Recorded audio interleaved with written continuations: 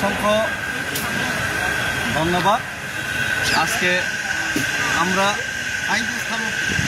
আগরতলা থেকে দিল্লি পর্যন্ত যে পেদল যাত্রা, এই পেদল যাত্রার অভিযানের অন্তিম দিন আজকে যন্তর মন্তরে আমাদের যে প্রদর্শনী, সেই প্রদর্শনীর মাধ্যমে আজকে সমাপ্তি ঘটবে এবং খুব শীঘ্রই আমাদের মহারাজা এবং আমাদের বিভিন্ন যারা এখানে পার্টির ব্যারিয়ার, পার্টির বাধা সেটাকে অতিক্রম করে যারা বিধায়করা আমার ছাড়াই যে বিধায়ক মন্ত্রীরা এখানে যোগদান দেওয়ার উদ্দেশ্যে এসেছেন, ওনারা আসবেন।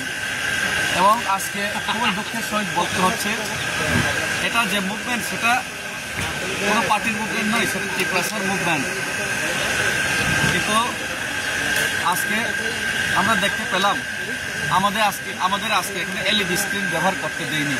ত্রিপ্রাজ্যের মধ্যে ত্রিপ্রাসাদের যে বঞ্চনার সেটার যে এলইডি স্ক্রিন সেটা আজকে আমরা লাগিয়ে এখানে দেখানোর চেষ্টা করেছিলাম, কিন্তু এলইডি স্ক্রিনের প্রথমে পারমিশন ছিল, কিন্তু আমি মনে করি রাজ্য সরকারের কিলুনিতে আজকে এখানে এলইডি স্ক্রিন ব্যবহার করতে দেয়নি।